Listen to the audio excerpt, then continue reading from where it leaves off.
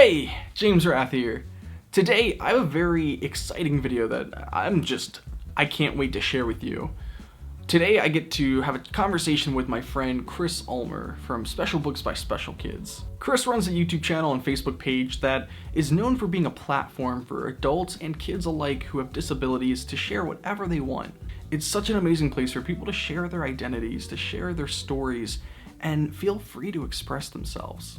One of the things I very much admire is just the community around it. The people who watch are there to support, to listen, and to learn. I got to be a part of a video that was just very near and dear to my heart, and I'll share more about that at the end of this video, or if you want to just go ahead and watch that one, links will be in the description. Chris and I met about 2 years ago at MIT, and we were doing the LEAD 20 at MIT Sloan School Management Program, and this was in part with the Ruderman Family Foundation and Link 20. This program brought together about 30 individuals, some who had disabilities and some who did not, but were huge advocates for people with disabilities, disability rights, and accessibility. I wanted to hear more about how Special Books by Special Kids got started and the impact that that's had on Chris's life, along with the people that he's met along the way. So I'm going to share with you a conversation I had with Chris over Zoom, as we are currently in a place where we are socially distancing from across the country, and hopefully in the near future Chris and I will be able to actually get together and work on some sort of project in person, because looking forward to that day again. Without any further ado, here is that one-on-one conversation that I had with Chris Ulmer. Hey everyone, I'm Chris from SBSK, which is an acronym for Special Books by Special Kids, which started as a project when I was a teacher for elementary age school children.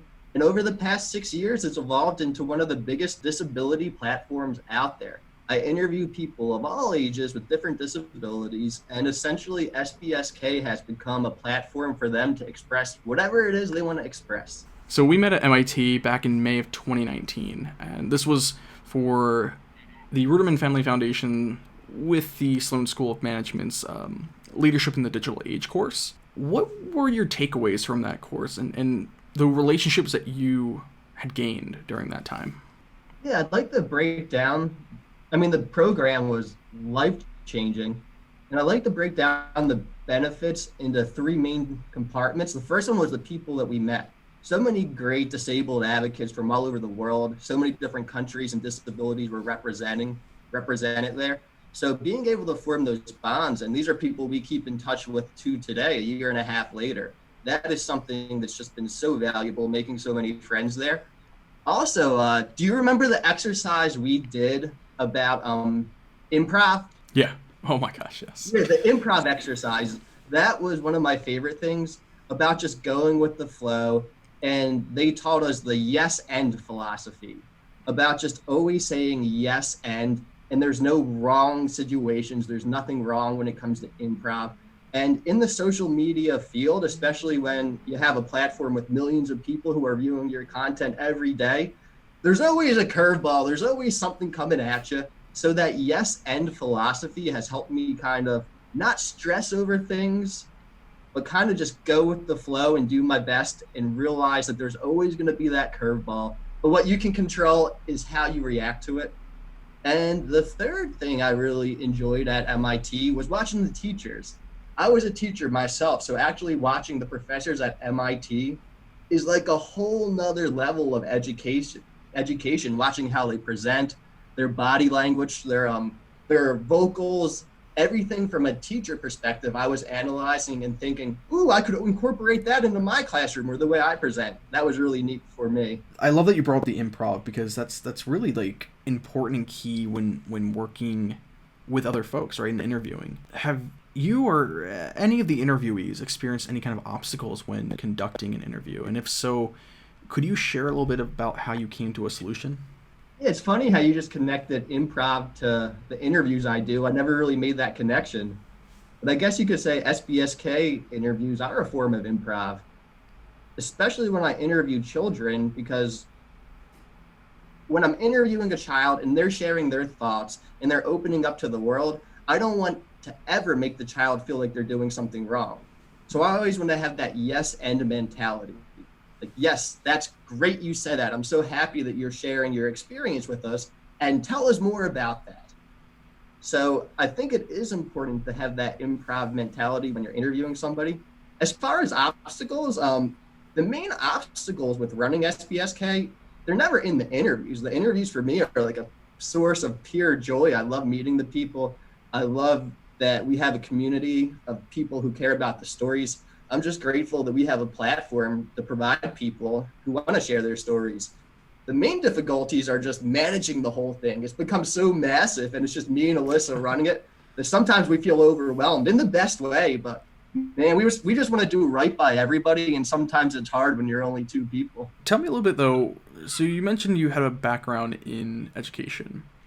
How has that played a role now that you're currently not in a classroom setting, but how's your education background helped shape your storytelling? Yeah, it's really funny you asked me that, because I went for a job today and I was thinking about that. I don't know if I've even publicly ever talked about the school that I taught at. It was a great private school here in Florida, and I taught there for 3 years. And it was a school for children who got kicked out of every other placement they were at. So it was a last option for kids with high support needs. They tried public school, they tried other schools, and for some reason, the other schools just couldn't support these kids. So they came to my classroom. And the main thing that I took away from educating kids with high support needs is that these kids were great and the environment needed to improve to include them. We needed to create a world where these kids had access to the environment just as everyone else. And I have a personal philosophy that everybody in the world has a unique quality, something special about them that they could use to make the world better. For me, I believe that my quality, something that makes me special, is my persistence. With SPSK, I think anybody could interview the way I do. I think anybody could do what I do. But the thing is, at the beginning, when I first started, I wasn't good at interviewing. I wasn't good at editing. It was just that persistence of doing it over and over and over and over again that allowed me to get to where I am. I'm the kind of guy, when I focus on something, I don't quit. Before it was SPSK, I was in the ultra running. I would go and I would run 50-mile marathons. So that persistence has manifested in different ways throughout my life, but it was always there. But the thing is, when you take kids, especially young disabled kids, a lot of them have those unique qualities, gifts, something that they could use to benefit the world and find their place within the world, but it's beaten out of them. Take a disabled kid who's persistent. Perhaps his passion is trains. Perhaps he just loves to talk about trains. But educators tell him, you can't just talk about trains. You have 3 moments a day where you can talk about trains. And here's little chips you have to represent those 3 times. So every time you want to talk about trains, you have to use one of these chips. That kid is being taught that being persistent is a good thing, isn't a good thing. It's a bad thing. So what I noticed is my students, before they came to my school and in my classroom, they were taught that the things that made them unique, the things that made them truly special, were bad. I gave you the example of myself. I want to tell you about one of my students. Is it okay if I do that? Absolutely. Sometimes I feel like I'm rambling, but I can tell you. No, you're good. I am. Okay, so I had this student, and before he came into my classroom, he would get in trouble everywhere, every other school he was in. And the reason was because he had a vivid imagination. But you or me, most people, when you're imagining something, say you're bored at a work meeting or you're back in school and you don't care about what the teachers say, you're imagining something, it's just in your mind. There's nothing that's physical that somebody can see that you can be punished for. Well, this particular student, he had a hard time keeping his imagination within his mind. Whenever he imagined something, he would yell it aloud.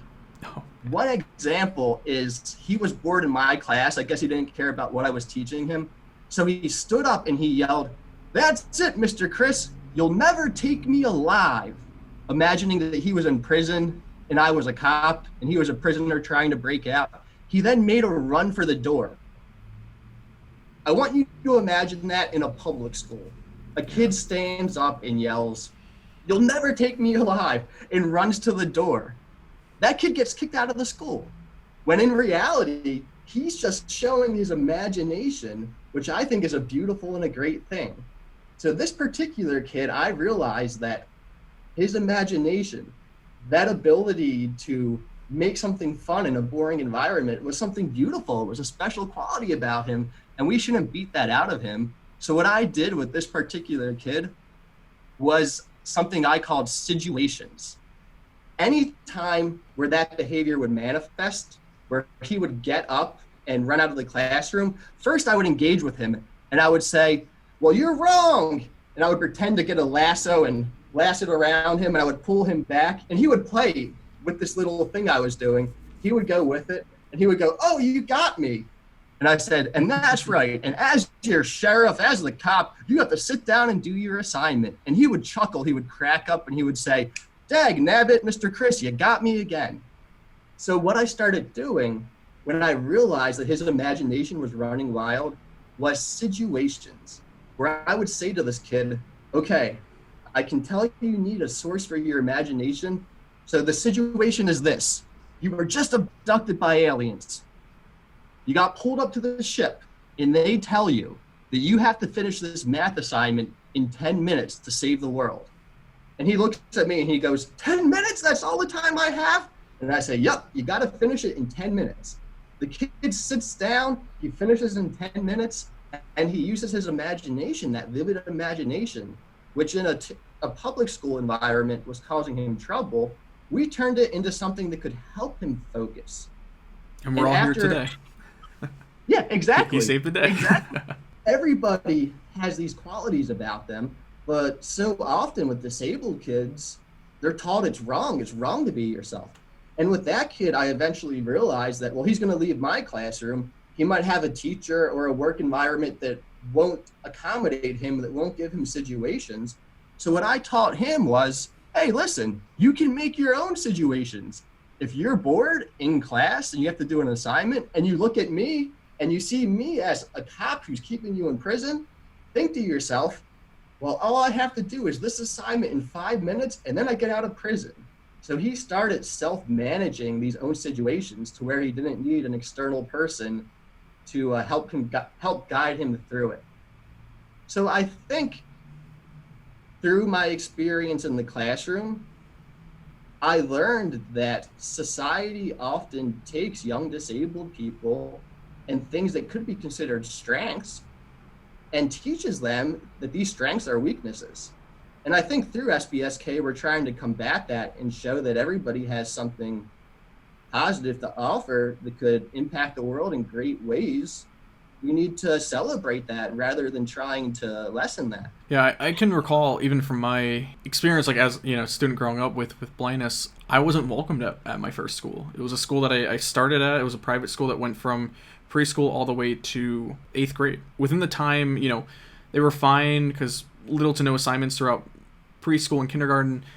But by the end of 1st grade, the school had to have a meeting with my parents and pretty much tell them we can't support them going further. I can't imagine what that conversation kind of looked like. I was only 7, but I'd made these friends, these classmates, friendships I still have today. Thanks to things like Facebook, I was able to reconnect with many of those students from when before I was even 8 years old. I can't even imagine what that conversation was like for a parent to hear that the school that you invested all this money into too, because it was a private school, doesn't want to have the resources to move forward with a 7-year-old just because they can't read. And I think it's partly because they're like, well, look, he's got some sight, but he's not able to read and keep up. Well, then what's the alternative then? Like, what, you could be looking for another solution. Like, he's still very young. We could teach Braille. We could learn Braille. We could, and I think that's where one error and one mistake kind of came about. Ultimately, what we ended up doing was going to a public school that offered a lot more educational support for special education. And, from there, I was able to sort of keep up to some degree and get through, but it was never, I don't think it was the right solution. It was sort of more of a last resort because the school that we had already invested in and called home for 3-4 years just pulled the plug. For many of your students, your classroom was that lifeline that really played a role in fully supporting them. Just as much as what you gained, they took away with them as well. It wasn't just academic progress, but it was almost like rehab to their soul and rehab to their spirit. Because some of these kids were in 4 schools in 4 years, Yeah. and every single time they were kicked out of the school. And sometimes it was just because they wanted to socialize and they would talk all day long. They were supposed to be quiet during academics. Well, they would try to talk to their peers because they were missing the part of their brain that allowed them to remember this is academic time. But the punish a child simply for trying to connect with his peers teaches something horrible to that child and can lead to them trying to isolate, to no longer reaching out. So some of the kids I got at first, I didn't care about academics at all. My first thought was, well, we're going to rehab your spirit. We're going to let you know that you're a good person. Anything that happened in the past was wrong. You're going to do great things. And let's just rehab that spirit before we get back into academics. It was so much fun teaching. I miss it. I still view myself as a teacher, though. It's funny because SBSK took off when I left the classroom. But when I think about myself, I see myself in the classroom as a teacher. No, that's totally fair.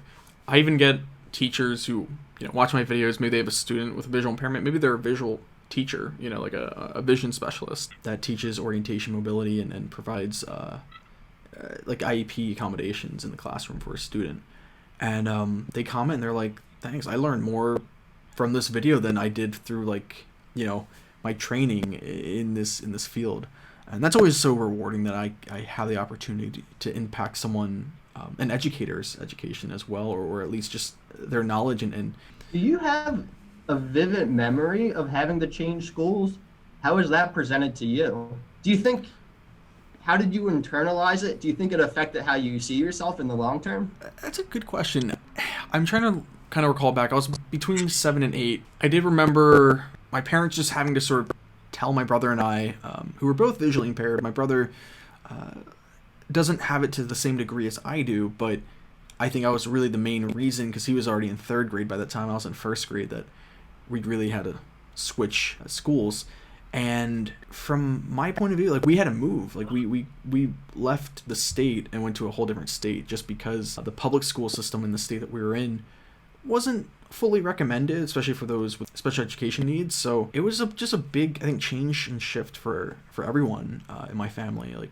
Parents changing jobs just to accommodate me to the best that they, had the guidance to do. But I think it was cool. We had a bigger house suddenly, more yard space, more area to play with the dogs, and in a neighborhood with a lot more kids that were close to my age. So I think it was a good transition socially, and it was a bigger school, right, as well, because it was a public school compared to a private school.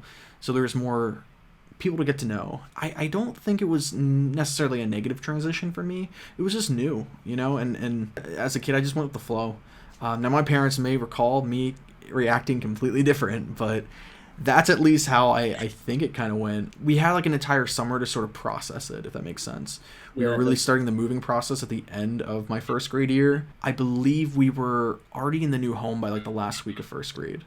And so that whole summer, I had the chance to visit the school with no one else in there, kind of learn where things are, the playground, and get a good visual walkthrough of it all. Let me ask you this, because when I reflect on my time as a teacher, I'm kind of torn about something. I mentioned that we were a school primarily only for disabled kids who were kicked out of other academic environments.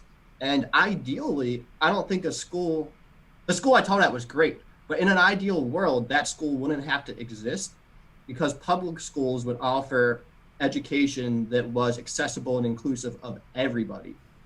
And I think when you kind of take kids who have high support needs and just send them to another school, then other students aren't exposed to people with high support needs.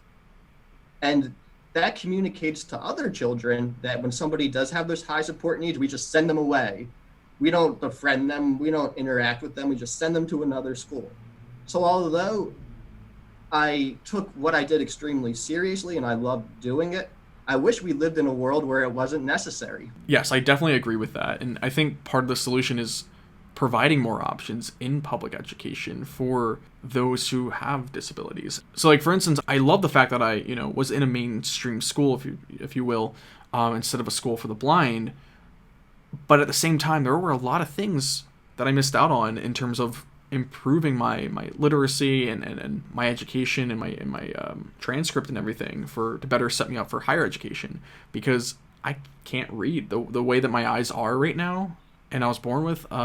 I can't read more than, even if it's large font, my eyes lose focus and can't keep track, and then suddenly if I'm too focused with it, they get fatigued and my vision actually gets worse for a temporary amount of time, to the point where I have to adapt to being like almost considered totally blind. My parents and my educators didn't know like how that worked exactly, and it's a very unique visual impairment, but it's one where like Braille would have been very beneficial, because it's, despite me still having some vision, having the ability to just read without having to use my eyes, I think could have improved my appreciation for literature, and as well as set me up for college and stuff. But of course that stuff wasn't offered. You're right, like that's the thing. In the public school, the solution was, well, he's got some vision, let's try to just milk as much of that as we can. And it's like, my hearing's great, my tactile feedback is great with my fingers. Why don't I learn something that is better of use with my senses? But of course, like, the public schools don't want to take that route and support that. So I again agree with, like, if public schools could like offer someone with a visual impairment, someone who's considered legally blind, to learn Braille, then do it. What I think, though, when I hear about your situation, you have your strengths and they're not playing to your strengths. Yeah. Instead, they're playing to your disability, and that teaches you not to focus on your strengths. And I bet a lot, when you were in that educational environment, you felt like you failed because you were trying your best, but you weren't provided full access to the environment. So I wonder about how that would impact a kid's confidence. It makes me angry, man. Kids should have access, and they should have an inclusion, and they should have a teacher who understands what they need to succeed. Because I think every kid can succeed in their own way. I think every kid can make progress. And it stinks that education is so standardized. It should be looked at as on an individual basis and helping every kid meet their full potential, not making them into a cookie cutter version of each other. No, definitely. And pretty much what had happened come high school, I had began using a Mac at home for video editing, because that was like my passion, and filmmaking and stuff. And it was just a more accessible operating system for me and my disability. And our entire public school that I had kind of grown up into at this point was built on Windows, and they refused to even allow anyone with a Mac onto the school network. So I fought for an entire year to get a Mac in the classroom. It took about 7 months, I think, to actually just get one from the state. And there's all these restrictions, and I couldn't adjust any of the accessibility to my liking until like on Tuesdays, when my visual specialist, who knew the admin password, could get in, and then we could play with some things. And it was just a hassle, to the point where at the end of my freshman year, I just like, I'm gonna look into other options. And at a camp that I was volunteering at and was a counselor at during the summer for blind children, some of the other volunteers there were telling me like this private school that they would go to, and I'm like, I like these folks, they're super nice, they're great, I might look into this other school. And yeah, pretty much like my sophomore year, I switched to this private school that said, yeah, bring a Mac in, we're fully Mac based, you can bring your Windows in, like you can accommodate yourself. And at that point I'm like, well, I'm so far into my high school career that I can't really just learn Braille. I can't quite learn new formats of education. But if I can at least make whatever I've had to kind of know a more efficient and a smoother process, which was operating my documents on a Mac where I can zoom and have it text to speech and everything. And they even let me use my iPhone in the classroom to scan, which they don't want you to bring any kind of phone into your classroom whatsoever. Now, things may have changed now with like how normalized the phones are in our pocket. But at the time, they let me bring my iPhone, take a picture of my like schoolwork, and just send it off to my computer within seconds, and then I could zoom in and follow along. The public school wanted nothing to do with that. So again, that made it easier. Now, I was in a private school with it was a college prep school, so suddenly an F went from being like a 50 and below to like a 65 and below, right? That was and now it was harder for me to keep up in the sense of the workload, but at least I had a better time, and it was a smaller environment. I enjoyed that. I got to know my classmates, and we all knew each other, and 60 of us graduating, and I'll graduate with a 1.8, but I also realized that doesn't reflect my value. That doesn't reflect what I can achieve and do. That's simply just a number, and I know from experience the situation that I was put forth every year with in order to I'm just lucky I even got out at the time in a timely manner without having to do summer school or anything like that. I think school is not at all an accurate predictor of future success. The problem is that school can form your self-perception, though. So if you're not successful in school, it doesn't mean you're not going to be successful later, but it can make you feel like a failure if you're failing in school. So you almost give up trying, and you figure you're going to be a failure all your life. And when that's all of your early experiences, it's tough. It's tough to break that mindset, that pattern of thinking. While doing SBSK over the last few years, what have you learned in terms of best practices when it comes to interviewing new people? A lot. I like to look at each interview as the person, the interviewee, having the platform. So I collaborate with that person about how they want to be represented. A lot of times I'll ask them, hey, do you like this thumbnail or this one? Here are the options. Do you want to retake the thumbnail? I ask them about the wording of the title, the wording of the caption. So many different people want to be represented in different ways, and that's the fact. Everybody's a human. Everybody has their preferences.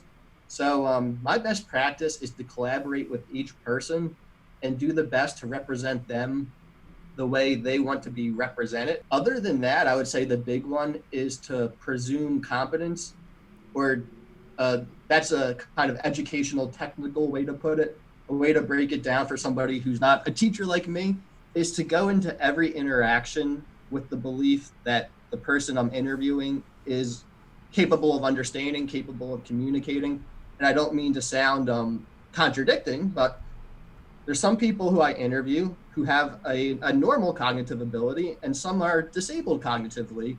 But no matter if I'm interviewing somebody verbal or nonverbal, I will have a discussion with somebody who's nonverbal and believe that they can understand me and believe that they can process what I'm saying and believe that they can respond in their own way. From people who watch your videos, or people who will hopefully check out your channel after this video, they'll learn that you have such a way of connecting with people. You give off such a great energy too, and I think it comes back to that sort of that confidence that you bring to the table, and whether the recipient on the other end or the person whose platform it is in that moment is confident to that same level in the moment, or at least you get them there, right? That's the thing, is you bring out this confidence and comfort in the interviewee.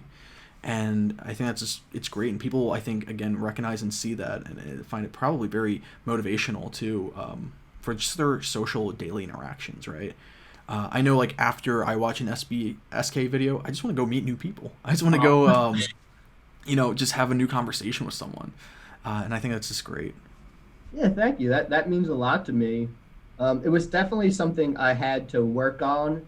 I wasn't a natural at first. I wasn't proficient, whatever, at interviewing people at first. It was something I learned through trial and error. And the great thing is, yeah, exactly. There's this big catalog of SBSK videos. You can see that progression. And you just mentioned persistence. That's why it's so important to encourage these qualities that make people unique. Because if I had somebody who discouraged me when I was showing that persistent quality, even if it was back when I was running and focused on running, if somebody said, what are you doing? You're out of your mind. Why are you just focusing on this one thing? It would have deterred me from fostering that quality of persistence to the level it needed to be to run SBSK. So we need to encourage, I feel like I just completely went off track, but I just so strongly feel like people need to be supported and encouraged to be themselves. Can you tell me about a time that was impactful that you can just recall off the top of your head? First thing that came about through SBSK. When we started SBSK, at first, it didn't grow instantly. There weren't thousands of people watching every video.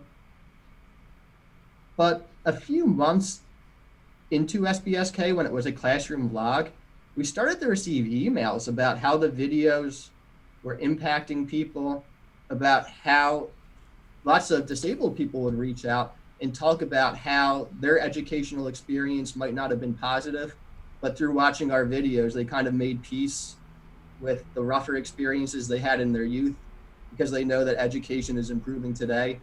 So I think those initial messages of seeing how the videos impacted people really made me dig in my heels and continue and understand that perhaps SBSK could have an impact, because you don't know if something's going to have an impact. When you're first starting, you're kind of just hoping and dreaming that you can positively impact the world, but you don't know. Your work is amazing, and of course, anyone who hasn't checked it out, or I'm sure, like, I can't imagine folks haven't or come across it or just even scrolled their news feed and one of your videos was on their Facebook feed. Incredible work you're doing. Thank you. I appreciate it. I really enjoyed this conversation. It was a lot of fun for me. I just want to say a big thank you to Chris for taking the time out of his day to just chat with me and chat with us about his story. I always feel like he's going out of his way to share other people's stories, and I feel like his also deserves to be out there and heard, and I'm sure he has shared it in many different forms over the course of the years, but here's just another to... I would love to hear from you though. In the comments, let me know, did you already know about SBSK, Special Books by Special Kids? Did you know about Chris, or did you learn something completely new today? Let me know down below. If you haven't already, please go ahead and watch the video that I did over on Chris's channels, because that was one of the most impactful things I ever got to be a part of. I got to meet someone who really just impressed me, who really... I don't want to spoil it, so I really just encourage you to go check out that, and please just let me know what you thought of it in these comments or those comments, because I'll be checking them out. After that opportunity, Chris and I then follow up with a very important conversation around something that I'm very passionate about as someone who is a legally blind filmmaker, someone who directs and wants to just represent my community, my own stories in most normalized and accurate way possible. I hope you could see something different today, and I will hear you next time.